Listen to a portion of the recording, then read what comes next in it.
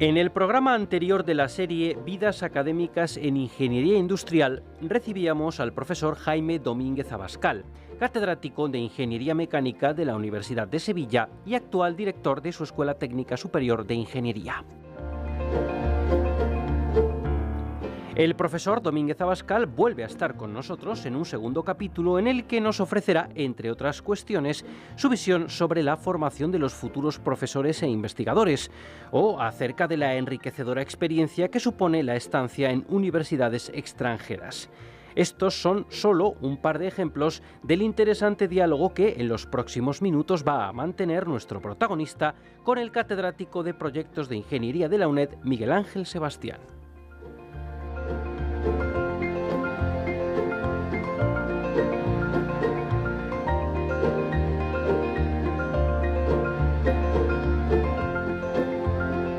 De nuevo estamos con el profesor Jaime Domínguez Abascal a efecto de continuar este rápido repaso a su vida profesional y académica. Muchas gracias, profesor. Gracias. Habíamos estado hablando de la Escuela de Sevilla, habíamos estado hablando de su doctorado, habíamos estado hablando del cambio de mentalidad o sociológico que ha habido en la Escuela de Sevilla, habíamos hablado del plan de estudio de la OCDE. Vamos a ver con un poco más de perspectiva y ahora que estamos todos tan sensibilizados con los planes de estudio, ¿cuántos planes ha habido en esa escuela? La OCDE, luego posiblemente el plan 64 bis o 76, sí. El LRU, y ahora estarán con el grado y pendientes de cualquier novedad, ¿no? Exactamente. Yo he pasado o he impartido clase, recibí en el plan de la OCDE, incluso llegué a dar clase en el plan de la OCDE un par de años, y después hemos tenido el 64 o el 64 bis, como lo he llamado, el siguiente ya del paso a 5 años y ahora el de los grados. ¿Podría valorar algún análisis comparativo rápido? ¿Cuál le gusta más, cuál le gusta menos? Ventajas, inconvenientes. El de la OCDE parecía muy profesionalizante, muy directo, muy fresco, pero a lo mejor adolecía de la carga académica que echamos en falta, ¿no? Yo creo que el de la OCDE, si hubiera estado impartido por un profesorado con si hubiera perdurado formación, la evolución del profesorado, hubiera ido aparejada con el propio plan, hubiera sido una solución casi perfecta, ¿no? Yo creo que han sido quizás el mejor, y cada vez que hablan de Bolonia yo muchas veces me acuerdo del plan de la OCDE porque tiene esquemas parecidos y permite la formación más integral de los alumnos. Allí es cierto que el profesorado no era tan bueno como sería de desear, pero por otro lado tenía una ventaja desde el punto de vista de maduración del alumnado. Como las exigencias eran las mismas, aunque el profesorado no fuera de la misma calidad, pues el alumnado tenía que buscarse la vida como podía y estudiar, buscar bibliografía y ser capaz de cubrir esos huecos que no le cubría el profesorado. De manera que la madurez del alumnado yo creo que era mayor que la que tenemos actualmente en las escuelas. Justamente emparejado con ese plan de estudios, entiendo que la propia fisonomía de la escuela, su propio layout, su propia estructura, estaba preparada para ese tipo de enseñanzas y era un edificio que en aquella época, el edificio Reina Mercedes, pues era moderno, frente a escuelas que había en España, tanto de ingeniería como de ingeniería técnica, facultades que parecían casi un hospital de campaña, que tenía su estructura en forma de peine, con sus púas cada una para una especialidad, con muelles de carga para los laboratorios para poder cargar las máquinas de una manera razonable y racional. E incluso me entiendo que también en esa escuela la dotación de personal auxiliar docente, tipo maestros y oficiales, era más alta que la que está prevista en nuestras escuelas actuales, ¿no? Sí, inicialmente, bueno, es que el diseño de la escuela o el proyecto de la escuela vino ya definido con el plan de la OCDE, de manera que efectivamente se construyó pensando en las especialidades, pensando en los laboratorios que iba a haber y planteando que era importante que los alumnos hicieran muchas prácticas, de manera que había unos laboratorios y una dotación que para aquella época eran unos laboratorios muy buenos. Y es cierto también que había un número de maestros de taller y de laboratorio que era más alto que la media, pues porque se hacían bastantes prácticas, desde segundo de carrera había que hacer prácticas en asignaturas como tecnología mecánica o en distintas asignaturas, sobre todo en tecnología mecánica era en segundo y después en el resto de las asignaturas en los distintos cursos siguientes. La dotación de prácticas era bastante importante entonces.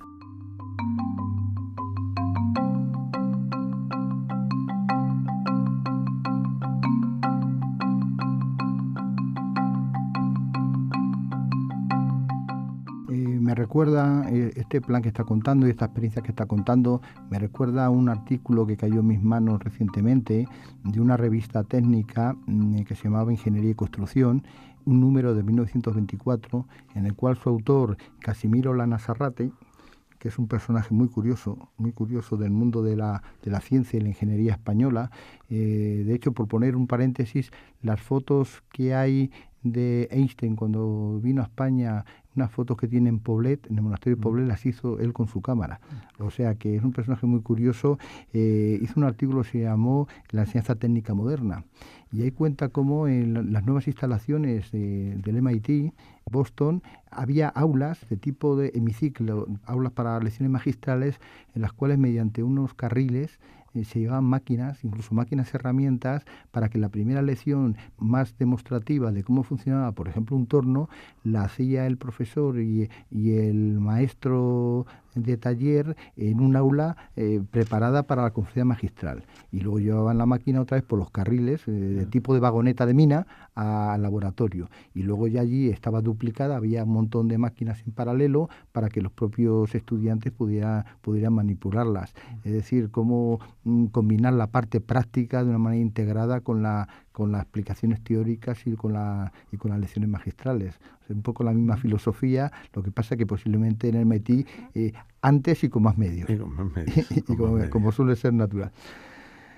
Bueno, hemos hablado de la escuela en Real Mercedes, pero ahora está en la Avenida de Descubrimientos en La Cartuja. ¿Cómo es el cambio? Creo que fue por el 98, en las instalaciones de la antigua Expo de Sevilla. Fue tan duro el cambio, dicen que una mudanza es peor que una enfermedad. ¿Qué se ha ganado, qué se ha perdido? ¿Cuál es la fisonomía de la escuela que tiene varias titulaciones, no solo la de ingeniería industrial? ¿Cómo va ese cambio? ¿Cómo lo ve? Bueno, el cambio ha sido progresivo en los últimos, digamos, 10, 15 años, pero la mudanza no fue demasiado traumática porque, bueno, la escuela se había quedado ya un poco pequeña con el crecimiento que había tenido en los últimos años antes del 97. La mudanza fue en septiembre del 97. Ya se había empezado a impartir en la escuela también ingeniería de telecomunicación. Entonces había aumentado apreciablemente el número de alumnos, para cuyo número no estaba diseñada la escuela inicialmente, empezaba a estar un poco constreñida, los espacios para laboratorio pues empezaron a verse reducidos, y al cambiar al pabellón Plaza América en la Avenida de los Descubrimientos, todo el mundo aumentó su espacio, principalmente el laboratorio, porque se construyó, aparte del pabellón Plaza América, otro edificio al lado para laboratorio.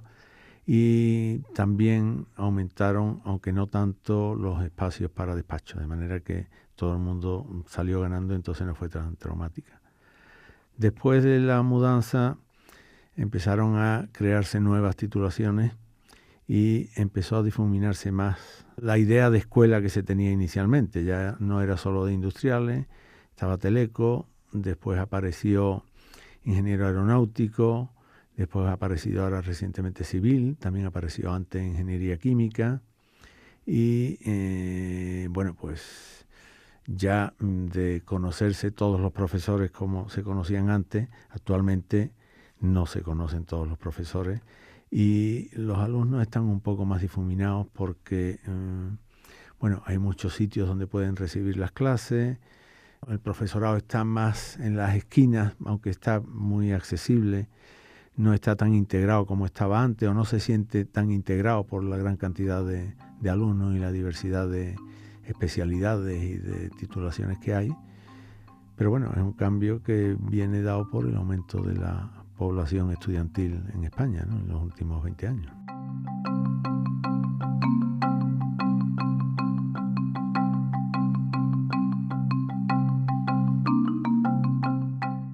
Usted en la actualidad es director de esa escuela, de esa especie de politécnica, o realmente politécnica. A lo largo de la historia de la escuela, de estos casi 50 años, ha habido varios directores, desde José Luis Amores a alguien como Javier Arracil, que él ha citado antes como posiblemente el primer catedrático a tiempo completo y que dirigía tesis en la escuela, Luis Salvador, Federico París Carballo, Francisco Vale, ¿no? ¿Podría indicar algunas etapas que se puedan ver en perspectiva que ha tenido la escuela, bien por la sede, bien por el plan de estudios o bien por los estilos de dirección? Bueno, yo creo que... ¿O realmente ha habido una evolución continua, progresiva, indiferenciada? Al principio se pueden establecer etapas. Yo creo que casi coincide, aunque no exactamente en el tiempo, el final del plan de la OCDE con... cambió el plan y coincidió con la aparición de nuevo profesorado con otro nivel de formación y otros esquemas, incluso mentales, ¿no? Eso fue un cambio que fue importante. Se pasó entonces al plan de 6 años, que yo creo que también era un plan bastante bueno. Y ese cambio fue bastante claro. Después se fue difuminando un poco, pero también se puede considerar otro cambio la aparición de la titulación de Ingeniería de Telecomunicaciones, porque ya empezó, incluso hubo un par de años que estuvo allí,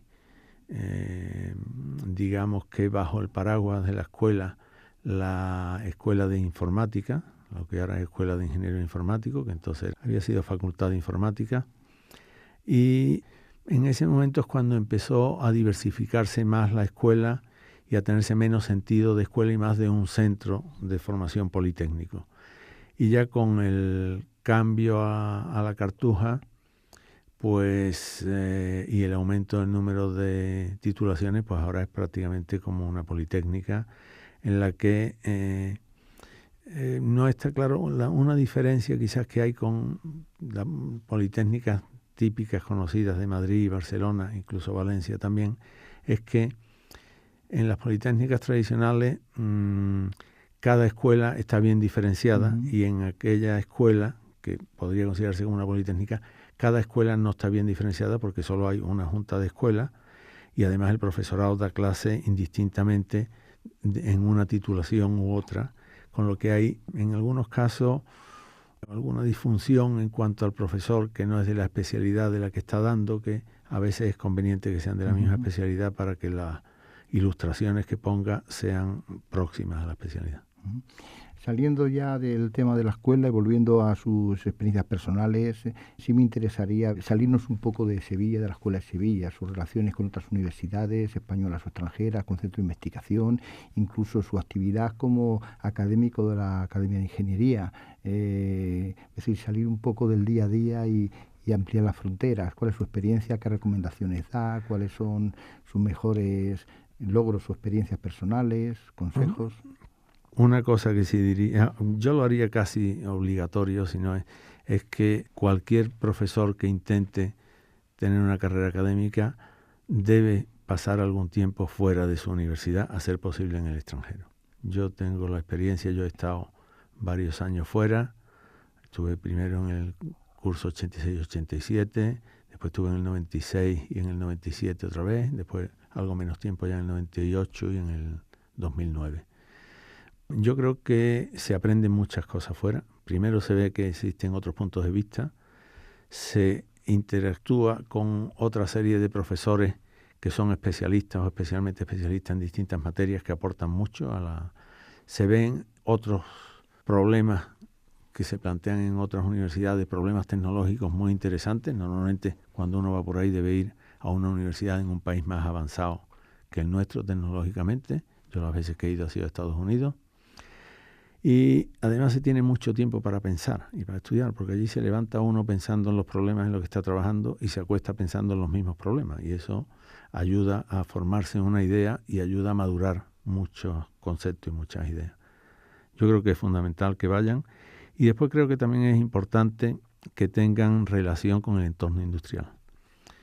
No es necesario que estén trabajando fuera, pero sí que tengan mucha relación, que hagan proyectos conjuntos con el entorno industrial por lo menos, para que se hagan una idea y aprendan que también de los problemas industriales se aprende mucho, aprenda de esos problemas industriales y aprenda a resolver esos problemas, para poder enseñar a los alumnos cómo resolver ese tipo de problemas, que son problemas en los que no están todos los datos dados, no se conocen parte de las especificaciones de lo que se está resolviendo en el momento inicial. Y todo eso son problemas incompletos y hay que resolverlo y hay que darle una solución para hacer que aquello funcione, independientemente de que los fundamentos teóricos que se apliquen sean mejores, peores o más fundamentados o menos fundamentados, ¿no? Yo creo que ese aspecto también es importante, aunque no se puede olvidar que la formación en fundamento es esencial, porque si no, no se puede de alguna forma transmitir a los alumnos eso.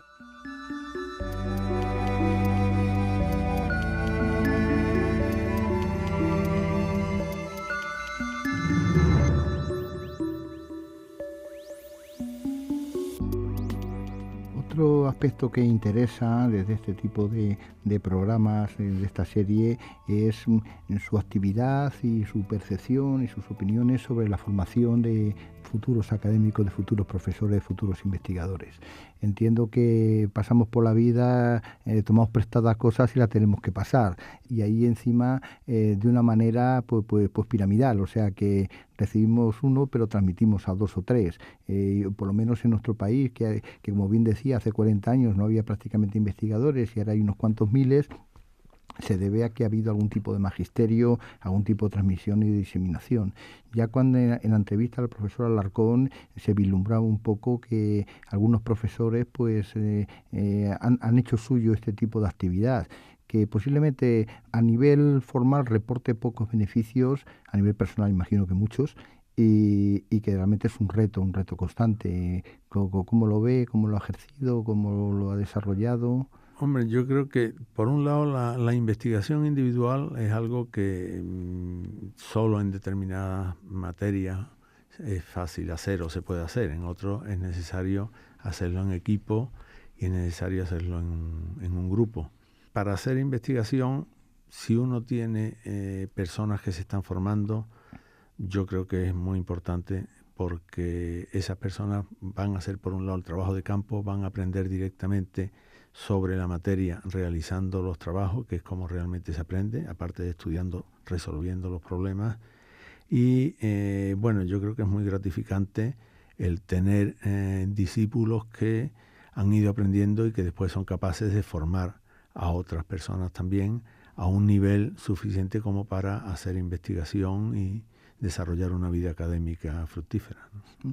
Pues usted cuando empezó en la escuela impartiendo enseñanzas de cinemática y dinámica de máquinas, a lo mejor era usted y 2 profesores a tiempo parcial o solo, y ahora seguro que tiene un grupo de 10, 15, 20 personas, ¿no?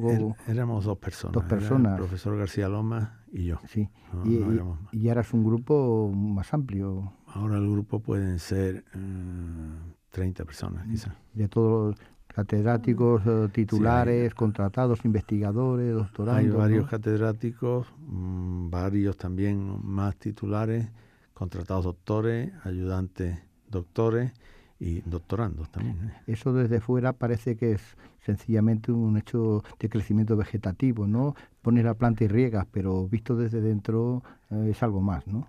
Inicialmente, cuando estábamos 2 personas, lo único que podíamos hacer era discutir entre las dos. Discutir entre los dos y estudiar mucho para preparar las clases y poco más, porque lo teníamos que hacer prácticamente todos nosotros. Y un poquito de investigación que era más casi académica y sobre todo de papel y lápiz y ordenador, porque no teníamos medios experimentales para investigación. Y ahora mismo, pues con el número que hay, pues somos capaces de abordar muchos problemas muy distintos, tanto de problemas asociados a vibraciones, problemas asociados a integridad estructural, problemas de fabricación, que aunque están dentro del mismo grupo nuestro, hay un subgrupo, digamos, que es el que lo aborda. Y al mismo tiempo que se abordan esos temas de investigación, se pueden estar dando clases en distintas materias. Es decir, Abordar proyectos de dar clases en distintas titulaciones, abordar la impartición de másteres oficiales, doctorado, ¿no? Y con doctorado, máster y colaboración con la industria, que también es importante, aunque a veces quizás poco gratificante, porque exige muchas horas y se saca poco desde el punto de vista de aprendizaje, de nuevas tecnologías, pero bueno, se presta un servicio a la sociedad y ahí hay que tener un cierto equilibrio entre unas actividades y otras para no descompensarlo.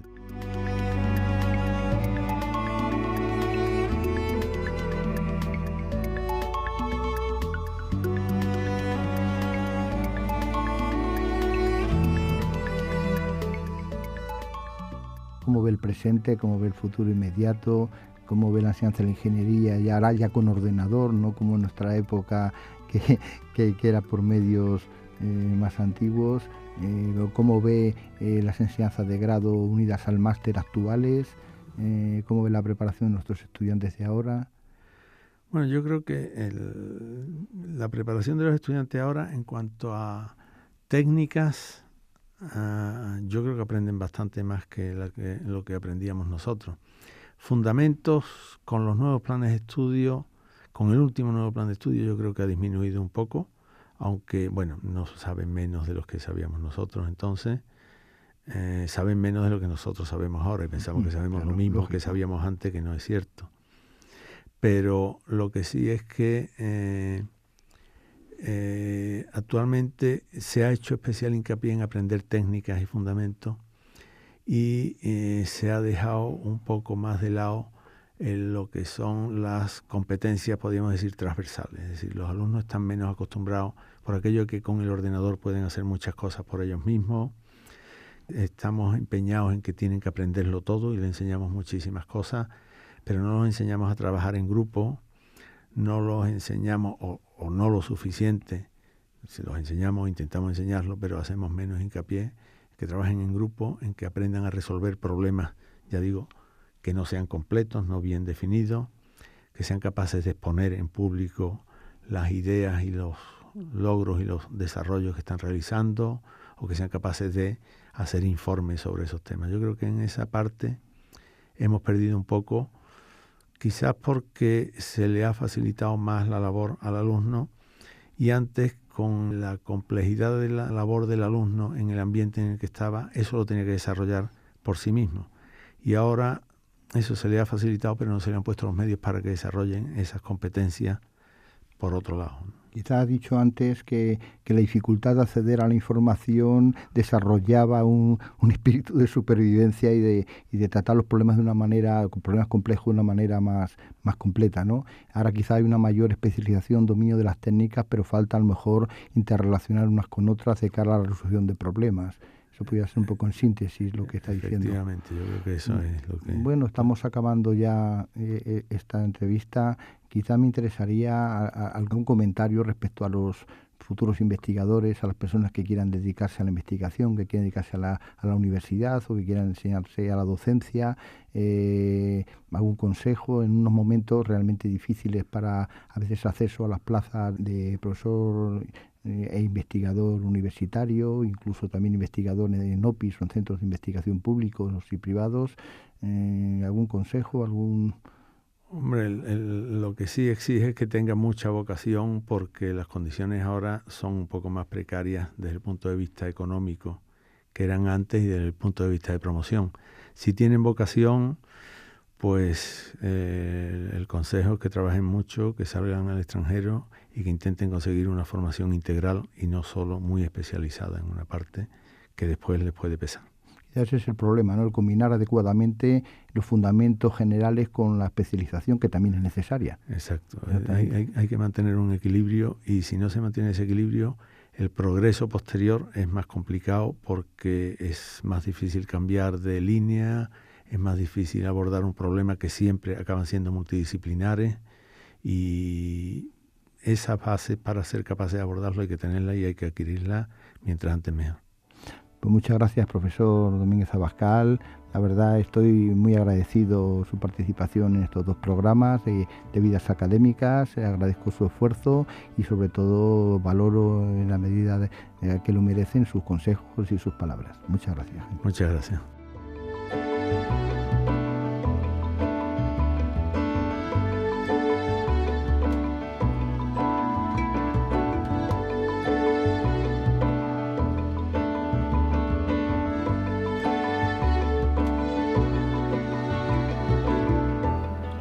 Aquí cerramos esta 6ª entrega de la serie Vidas Académicas en Ingeniería Industrial.